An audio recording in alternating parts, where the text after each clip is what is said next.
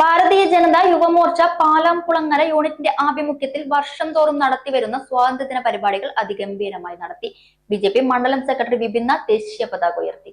രാവിലെ 7 മണിക്ക് ബിജെപി മണ്ഡലം സെക്രട്ടറി വിപിൻ നാഥ് ദേശീയ പതാക ഉയർത്തി സ്വാതന്ത്ര്യ ദിന ആഘോഷ പരിപാടികൾക്ക് ആരംഭം കുറിച്ചു.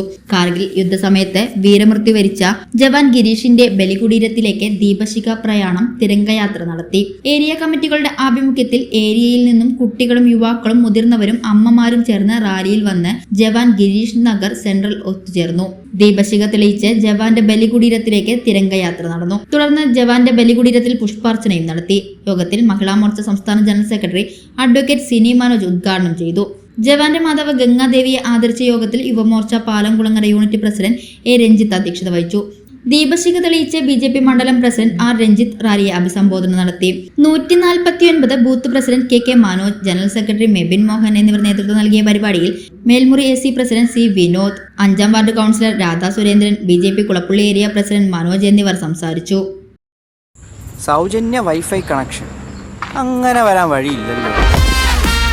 ഫ്രീ മോഡം ഇൻസ്റ്റലേഷൻ ചുമ്മാ. സത്യാടോ, എന്റെ വീട്ടിൽ ഈ കണക്ഷനാ.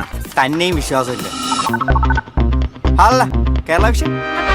കേരള വിഷനിലേക്ക് സ്വാഗതം. ഇപ്പോൾ വൈഫൈ കണക്ഷൻ എടുക്കാം ഫ്രീ ആയി.